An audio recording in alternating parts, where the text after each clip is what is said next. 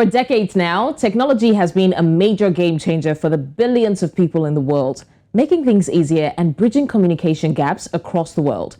That's why I can sit here talking to you, my viewer, and thousands of people across the 54 countries of the African continent and the world at large at the same time. Now, one major way the communication gaps have been breached is through social media. Welcome to another episode of Fafanua Afrika, where we discuss topical issues as they affect the African youth. I'm Blessings Mosugu, and I will be your anchor person on this show today. Now, today promises to be a very interesting and insightful one, so stay with us as we take you through the next 1 hour.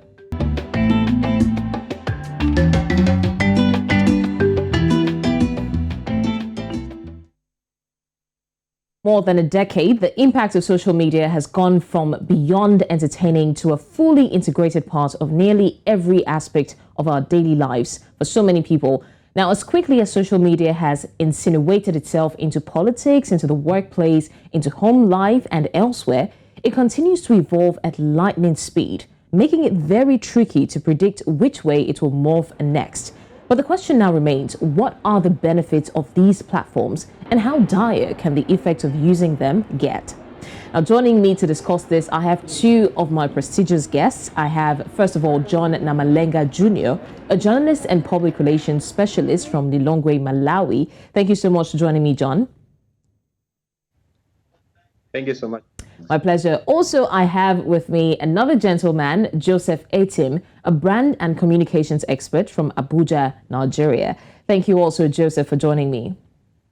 Hi, Blessing. Thanks for the invite. Thank you so much. It's a pleasure. My pleasure. Okay, John and Joseph, we will now be going through the various spheres of social media and the effects that they have. And I'm going to be throwing my first question at John. Now, we see that social media has come a very long way over the last 20 years. From humble beginnings, it's now something that plays a very significant role in most of our lives, as I said earlier in my introduction. But given how prevalent it is, what would you say the impacts have been on the African youth?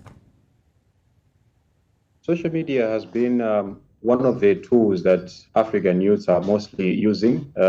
Especially in Malawi, we are having a rise of people mostly using social media these days because now the data is at least affordable as compared to the previous years. And social media is also becoming more common amongst young people. So the social media platforms that are quite prominent among the young people in Malawi are Facebook, Twitter, Instagram, and TikTok.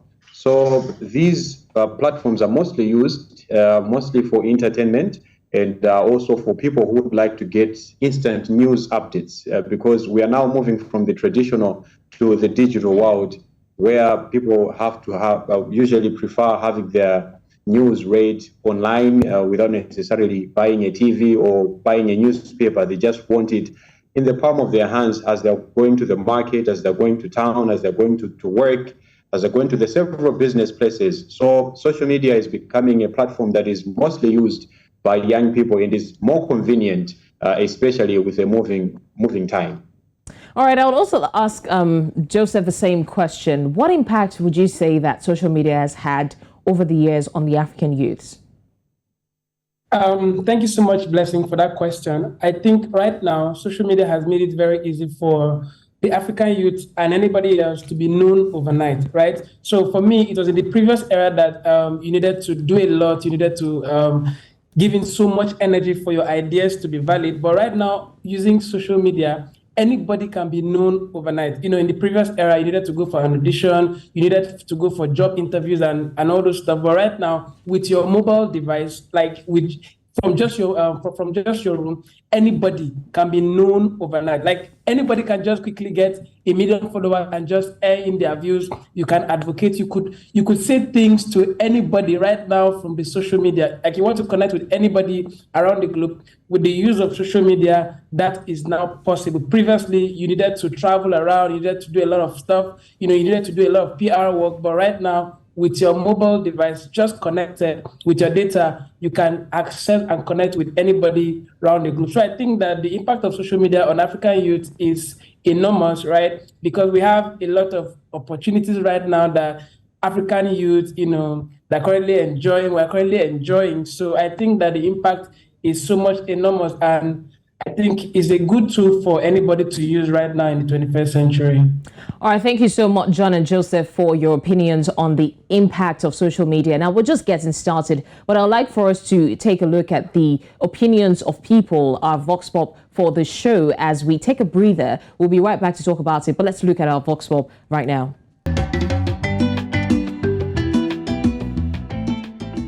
My name is Adirunke Unisiri. I am a content creator and also a social media influencer. We could count like many positive sides of social media. It helps you make new friends, advertisements, business marketing, job opportunities. And if you want to look into the negative side, maybe the pressure it puts on youth, trying to like follow up a trend or moving on the kind of like level you are not. I think social media help nurture your mindset. It kind of like help you conduct your behavior. Social media has given me a platforms like express myself. I mean, I've gone beyond thinking I could only just be a doctor or a lawyer or an engineer. It has created like that worldwide platform for me to express my talent and my voice. I don't have to like limit myself. I've seen myself achieving a lot of things that I've never seen myself achieving before. The African young people have shown that they are quite intellectual in the virtual space. They have been able to use the social media platform to augment their business integrity on the virtual space.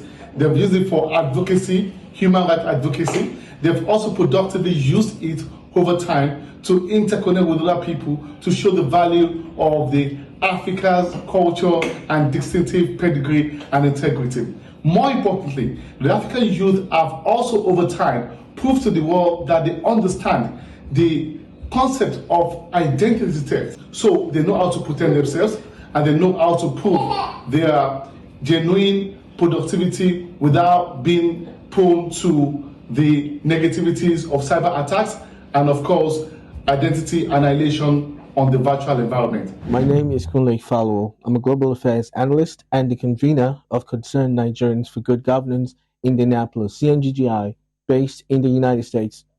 The Nigerian youth is a definition of the can-do spirit. Young Nigerians are breaking local and international boundaries through music, sports, and entertainment. Nigerian youth are harnessing the power of social media platforms to also market themselves to the world. And guess what? The world is paying attention to it. A lot of Nigerians through social media are becoming successful entrepreneurs and becoming a force to reckon with. Skit makers, for example, and content providers created a genre, showcased their talent, and monetized their content. This is just one of the many examples of how social media can be used positively to create and innovate. Social media has given a voice and authority to those who dare to dream and aspire. A lot of the conversation centered around social media use by African youths stems from a misconception of the value of social media and how youths engage with social media. This has led to governments in Africa taking measures which negatively impact on social media use. Social media has brought job opportunities for many and has become the primary platform for sharing information. We must think about the benefits that social media brings, not just for governance, education, trade, voters' education, but also generally for the African digital economy. People must also be aware that social media should be used responsibly. Governments must also ensure internet access and at the same time, consciously promote education and awareness as to online safety, the dangers of misinformation, online propaganda, criminal activities, and educate on the balance that must be drawn between online defamation and freedom of speech. My name is Nimi Wash, and I'm a social media influencer and a model. I feel like social media has positively impacted the lives of the African youth because like it makes us feel more like a community. It makes us feel part of the world. It makes us be able to relate with each other's experiences, values, different experiences from everywhere in the world because like, and personally, I feel like social media has really benefited me because like I make money from financially from social media. I make more friends. I've been able to expand the or increase the value of my life personally. So yeah, I genuinely believe that the positive effects of social media is more than the negative effects of social media. So yes, I believe and I'm so happy about the internet, the social media, because like imagine if there was no internet, I would be making no money. So yes.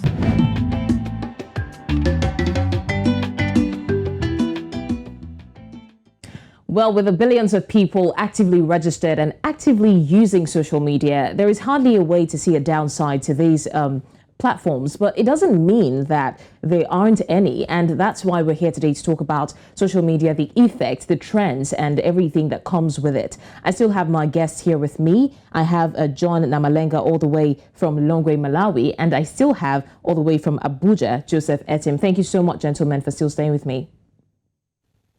Thank you.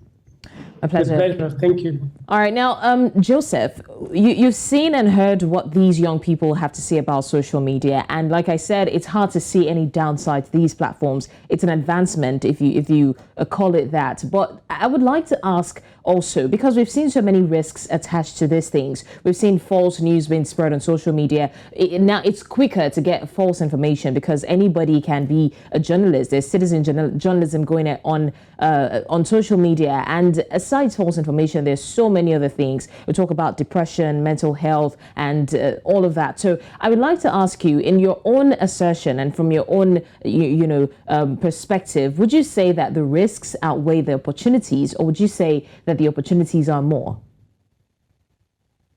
Well, I would say that social media platform is like a marketplace, right? Sometimes you go to the market with a particular amount of money, right? You have something like you want to get from the market, right? But at the end of the day, you go to the market and you end up coming back with something you didn't plan to get. You didn't plan to be. There was no budget for it, right? So I think that social media platform, considering the opportunities and the risk, right? I believe that for every young person, for every young African, the youth, one of the things that currently we need to develop is our ability to think and discern the information that we pick from the internet, right? Because everybody comes up on social media with their own ideas, with their own perspective. And sometimes you can't really tell which is true or which is false, right? So now one of the things I really love to talk about is there is no really, we can't really measure if there are more opportunities or there are more risks. But then for anybody that is using the internet, social media, one of the things you want to ask yourself is, what are you coming to the internet to get? What are you using social media for? Because it is what you want to get that you always get, right? So now if you're looking for opportunities, you're looking for jobs, you're looking for internships, you're looking for people to connect with, that is what you're going to see, right? But if you're looking for other things, at the end of the day, you'll be distracted by these things that are currently online, right? So it doesn't matter who the person is, right? It is what you are paying attention to that would feed your mind. So if you're currently putting your mind towards getting opportunities, at the end of the day, you are going to be seeing opportunities. But if you're fixing your mind on other things, you'll be getting all those things that will be distracting. For instance, if you're looking to, if you want to get a red car, for instance, right? It happens to be that what would happen is, everywhere you go, you'll be seeing red cars, right? But if you were planning to get something else, you'll be distracted, you'll be glued to the things you are trying to buy, right? So now social media has different opportunities. You can make money online. You can become famous overnight, and your life can be ruined from just using the internet, right? From using social media. So I think that depending on the individual, one of the things we need to develop as young people is our ability to think and pick which of these things are really meaningful to our life, which of these things can help us, which of these things can move our life forward. Because if you are not discerning, at the end of the day, the social media platform is a marketplace, and you may end up buying what you didn't budget for. So I think that everybody should be aware, everybody should be clear on what they want to get from social media, because the opportunities are enormous and still the risks are enormous. So it depends on what you want. and you get what you want at the end of the day. All right, thank you for that, Joseph. I like that you keep saying that anybody can be popular overnight, and at the same time, people's lives are destroyed at the blink of an eye. And that brings me to my next question. I'm going to be asking you, John. Now, we've seen that feelings of loneliness, of depression, anxiety, and poor body image especially are all reported among young social media users. Day by day, we hear these cases. And clearly, there is a connection between the social media and the mental health of the users and these platforms. So how did we get here? Just like Joseph said, people get popular overnight. People's lives can be destroyed overnight. How did we get here? And what can be done about it? Well, I was quite interested when Joseph was talking about how people can get everything they want on social media. And I was also looking at the fact that news spreads faster these days when you're using social media. If, for instance, I'm a journalist, so I'll talk more on a journalistic perspective, because if you're using social media, for instance, to disseminate your information or to connect with your users or to connect with your audiences, there's a high chance that you connect with a lot of people, way more than you expected, because each and every day everyone is getting connected to the social media. Talk of Facebook, Twitter, Instagram, TikTok. Your content can be easily seen, even using the smallest platform that you can think of. Social media is everywhere. So now, when we're talking of mental health and incidences of suicide, I feel that the consumption of social media is bringing in these effects, because if one can consume a lot of negative news on social media, then the mind can get corrupted easily to think that this is how life can be. And if you're talking of young people, then you may even come across others whose minds are still maturing, still developing. And it is quite hard to differentiate between the real life and the artificial or created life that you only want to have your viewers see on social media, or fake life, for instance, I may say. So it is quite hard these days to know if some issues are true and some issues are false, or some issues are exaggerated and some issues are original. So we have come to this place, or we have come to these times because we are consuming a lot, and it is now becoming harder to filter the information that we're using. And the more we are seeing negative news, the more we are thinking that these things are normal. Suicides, a young person as young as 5, as young as 10, may be heard to have committed suicide simply because they had access to the internet and they could see on social media that these things are happening. This is the way of ending your challenges in life. So if, for instance, they're seeing that more often, then they'll be convinced to think that it is the only way, or it is the only solution out of the challenges that they're facing.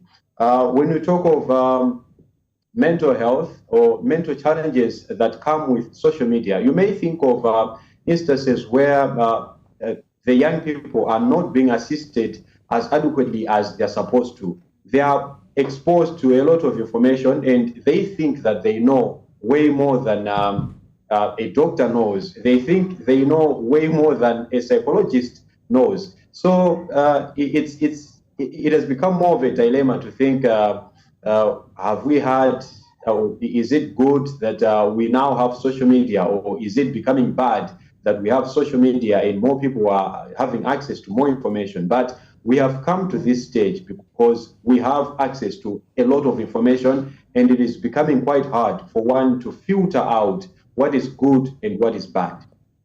All right, John, thank you. I mean, we have talked about the mental health issues caused by the use of social media, and I would like for us to look at the root cause of that, and that is cyberbullying. We've seen this across social media or messaging apps, gaming sites, or other mediums on which people communicate online. It's a genuine problem that affects people of all ages, especially as internet access gives 24 hours, 7 days connectivity. That means that people have no limits to what they say and how they backlash people or talk about people on social media. And the recipients of this are mostly the social media influencers, the celebrities and all of that. And like you rightly said, a lot of people have committed suicide from what from the impact of social media. So what would you say about this? Let me ask Joseph this question. I asked John earlier how we got here. Would you say that because of the limitless access to social media, these things are getting out of hand? And I'm talking to Joseph now. What is your take on this generally?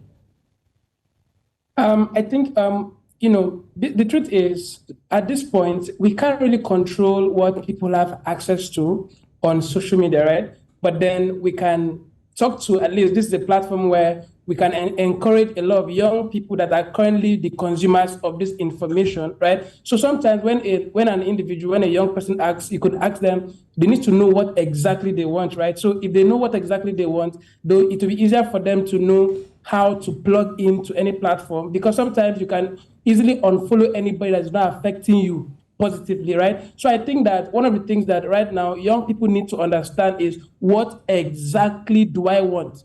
Because there's a lot of distractions. There are a lot of things that can easily manipulate anybody. So we can't really help. I don't want to use the word help. We can't really control what is put out on the internet, because a lot of young people want to blow overnight. I don't know if you've heard of that phrase in Africa. Everybody wants to blow overnight, right? So you see somebody that is 14-year-old, 15-year-old, 18-year-old, they just want to become famous. They want to make it overnight. Why? Because they've seen other people that are posting things like they've made it in life, right? So nobody wants to follow the process of learning, of acquiring skills, of mastering some things that would give them the kind of opportunities that they're looking for. So I really want to say that one of the things we need to pay attention to right now is from our own platform, because as influencers, as educators, we can easily use our platforms to teach young people on how to live their best life. Because the same way we're trying to help other young people to live their best life, the same way other people are trying to distract people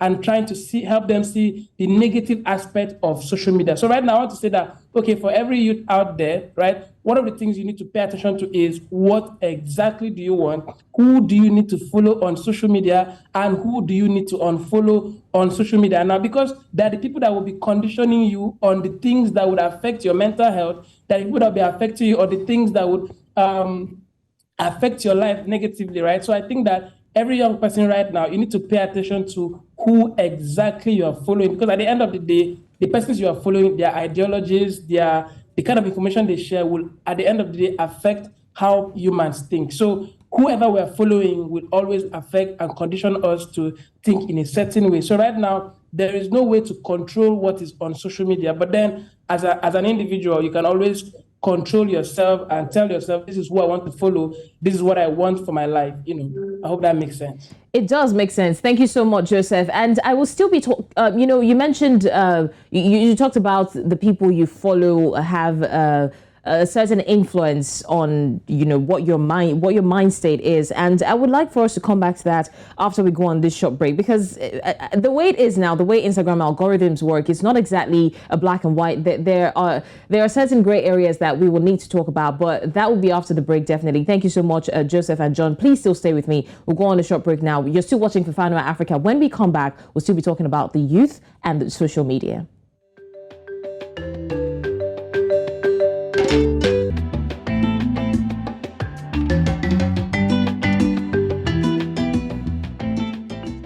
Thank you for staying with us. It's still Fafanua Afrika, and we have been talking about the African youth on social media, the trends, the risks, and opportunities.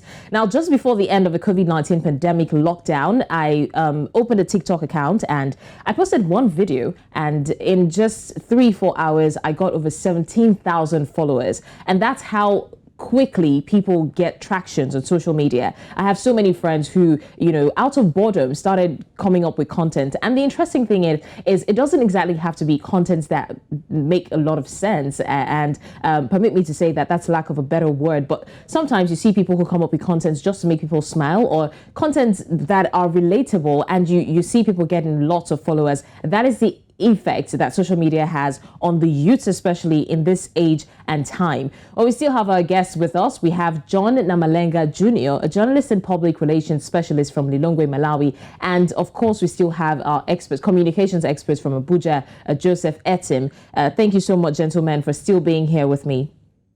Thank you. My pleasure. Now, before we went on the break, I remember Joseph was talking about the effect of social media and, you know, the effect it has on your mental health. And he made mention of the fact that it depends on, you know, who you follow and what you pay attention to.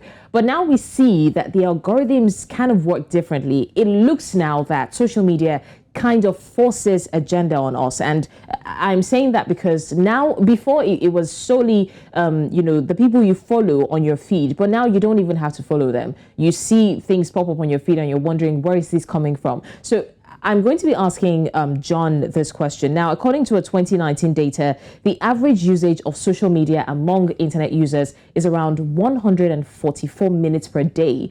But I mean, like we said earlier, there is no restriction. As long as you have data, as long as you have a good phone, you're good to go. So I'm going to ask John, how long is too long for a person to be on social media?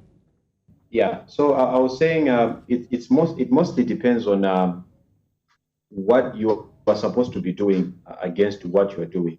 So if, for instance, you are an employee, you are supposed to be working, and you are using most of your time being on social media, then obviously the time spent on social media during working hours is too much compared to what you were supposed to be doing in the initial state.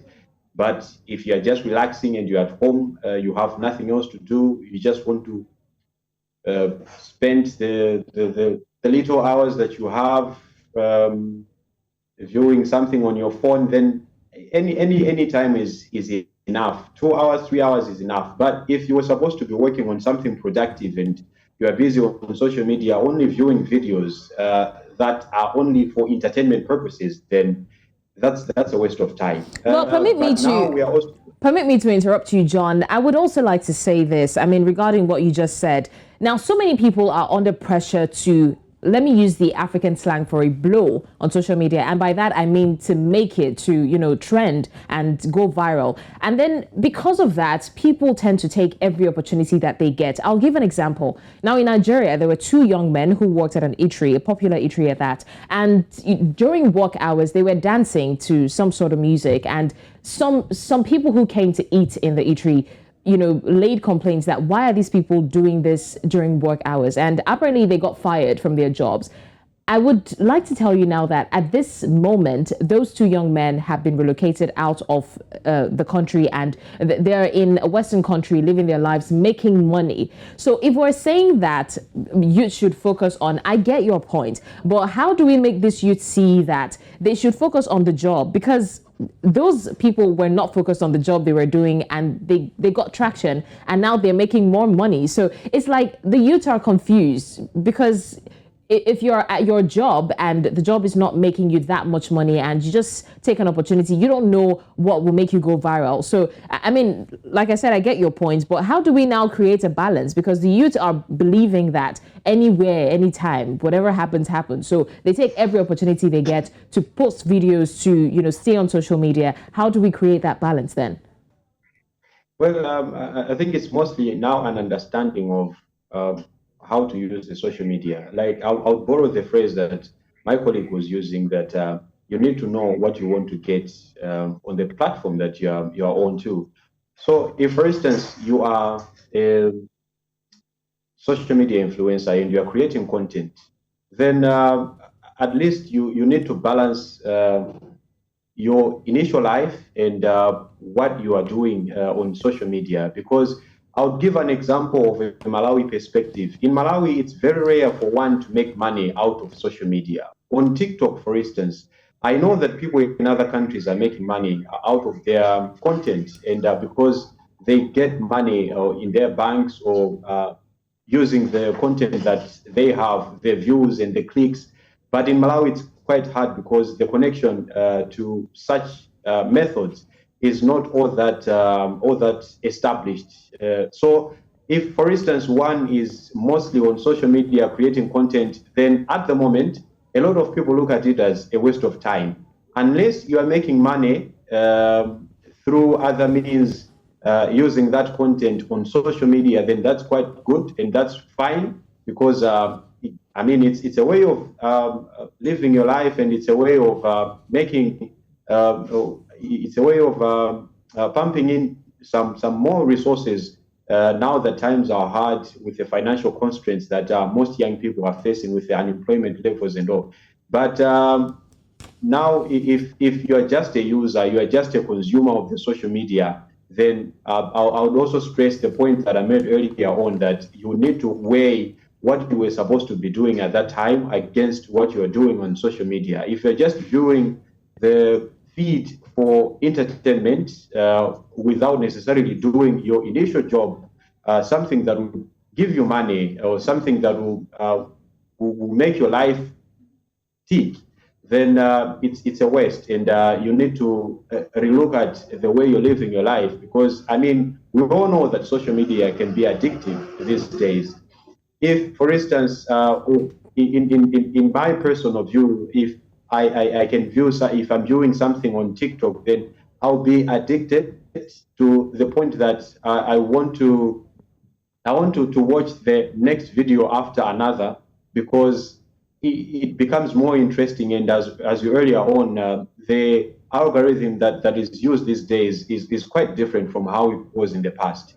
So it's really tricky for one to see whether you are using too much social media or too little social media or just enough social media. But it mainly depends on what you're doing there and what you're getting out of it. All right.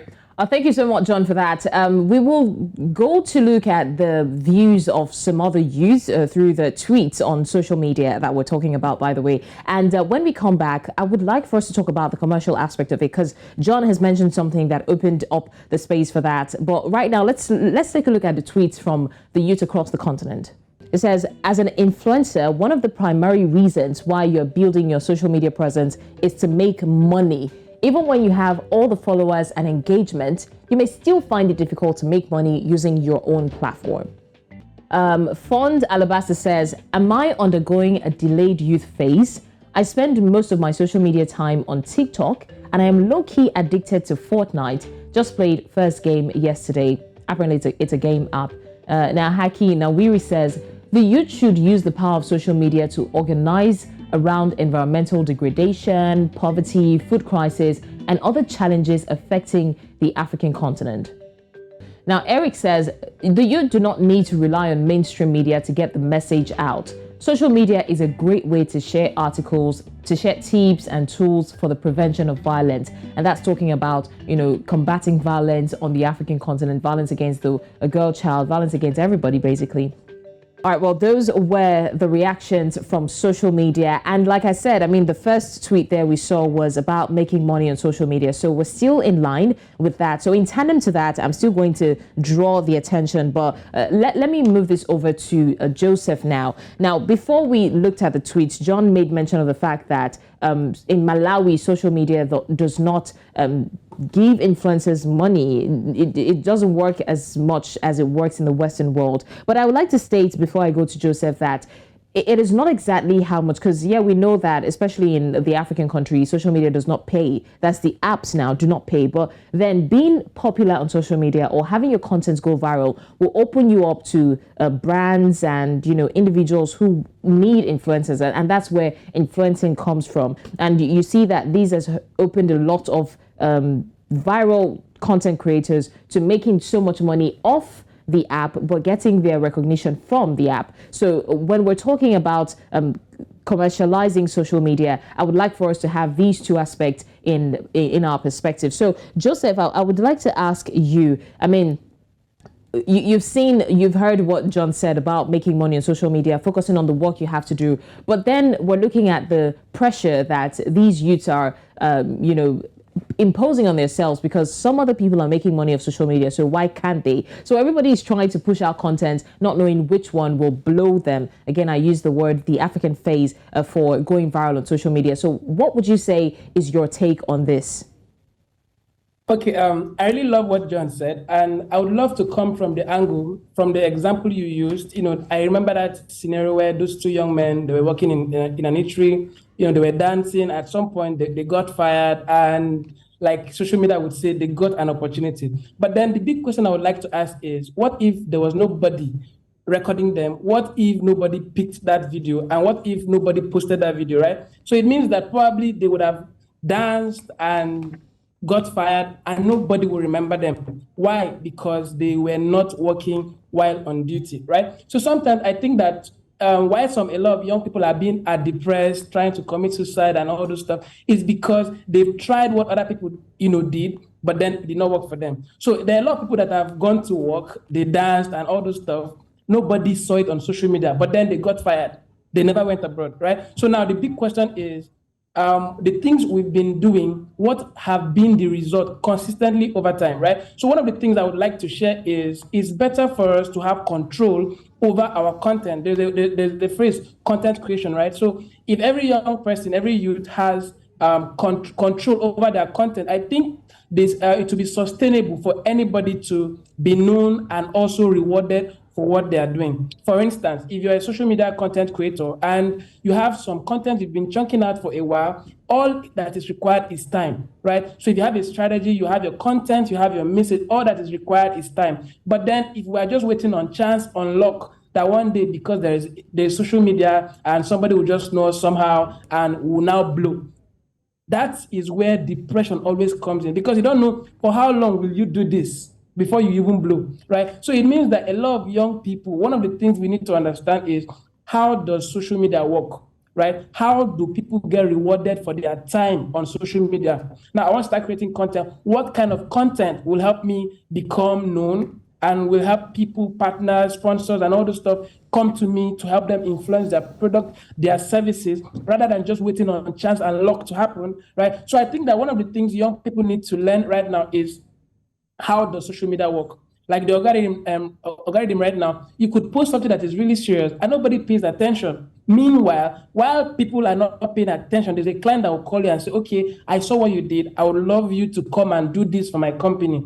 And again, you could do something that will go viral. Everybody in the world sees it, but then nobody is paying you for what you created, right? So we must ask ourselves, do you want to be known and broke?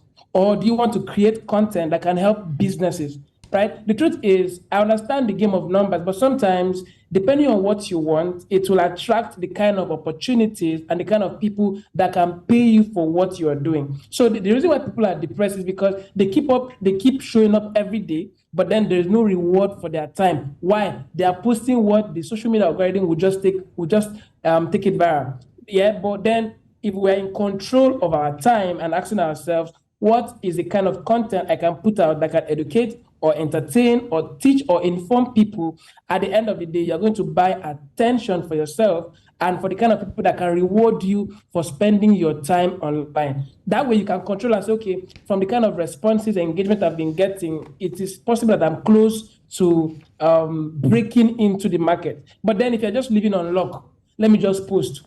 They may like it today, they may not like it tomorrow. That's why people get depressed. You post today, nobody cares. You post tomorrow, you have 1 million views. So I think that we need to come back to our senses and ask ourselves, what really works? What do I need to learn? What skills do I need to learn? What do I need to pay attention to that can buy me the kind of attention that I'm looking for? Else we'll just be spending time and waiting for, because this other person did this and was known overnight, that will happen to me. What if it doesn't happen to you? There are a lot of people that have gone to their offices, they've danced, but nobody saw them and they were fired, right? So I think that we need to have control and tell ourselves, what kind of message, what kind of things do I need to put out that can buy me the kind of attention we're looking for? Because at the end of the day, it is transaction, right? You don't know who is watching you, don't know who is paying attention to what you're doing, and you don't want to put in so much energy. You are now known, a lot of people have come online, they've gone viral, but they've been forgotten. Why? They did what everybody wants, everybody will see and laugh. But then today, there are so many names you mentioned, they've been forgotten. Why? It was just luck and chance, right? So, but if you want to be consistent, if you want people to remember you, if you want people to reward you for what you're doing, it means, first of all, you need to have a message. You need to use the platform for what it can reward you for, and you need to have a strategy. What is your plan? Whatever content you are putting out, what is the plan? So that you don't end up putting content and you are arrested. You not end up putting content and you are depressed because nobody paid attention to that. But then if we have a strategy, we have a plan, there's some people that just put out content and you go and check, they went viral, but you go to their pages. It's just that one video, just one stuff that they had. And then after some time, nobody pays attention to them anymore. But then imagine that you've been doing stuff for a year and you've been chunking content out, you've been putting content out for a long time. And one time, one of your content has a lock, right? So it means that people will go back to your page and say, oh my God, where has this lady been? Where has this guy been? And people start following you.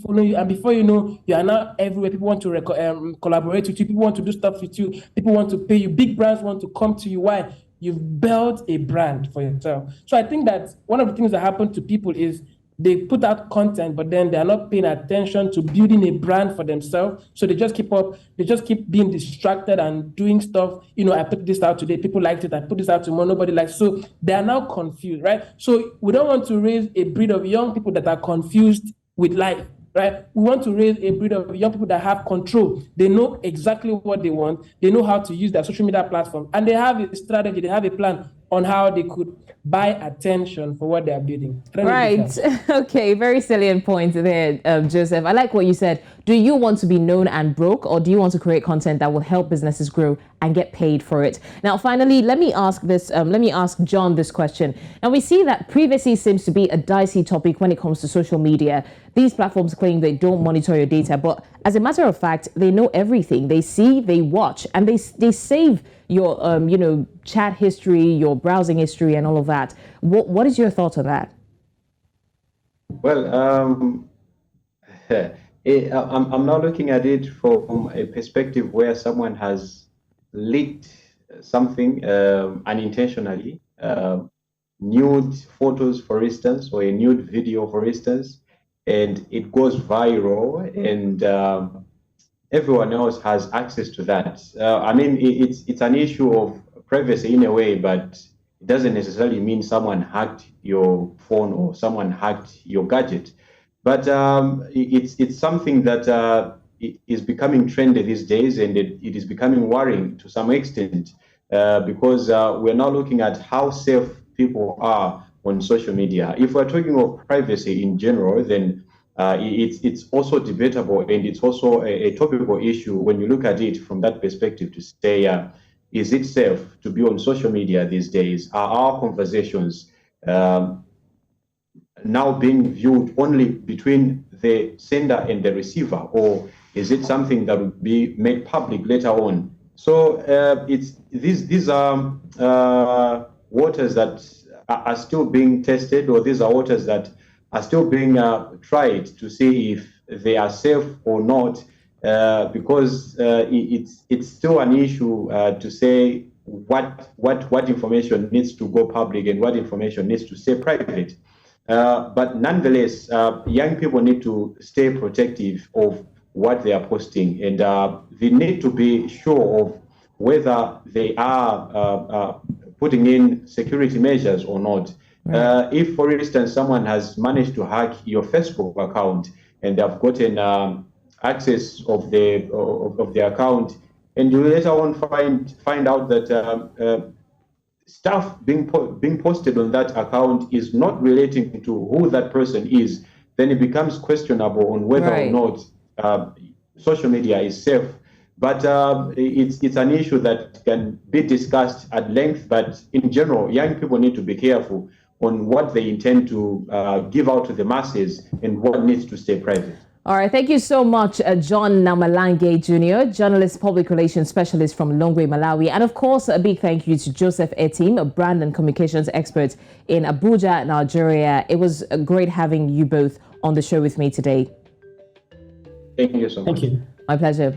Now, one way to refer to messages sent to us by those before us is through quotes. And that's why right now I'll be taking you through some quotes that will be helpful to us.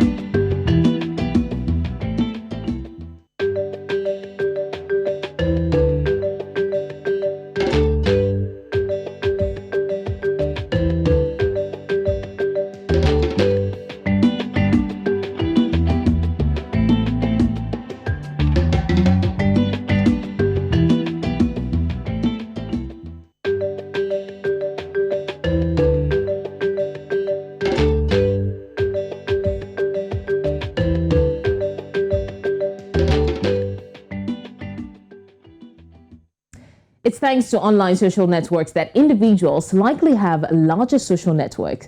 But many criticize the fact that we are in touch with large numbers of individuals in a superficial way. These light connections may nevertheless be contributing to our lives when it comes to economic and social outcomes. It's been an amazing 1 hour packed program, and thanks to both our guests for that.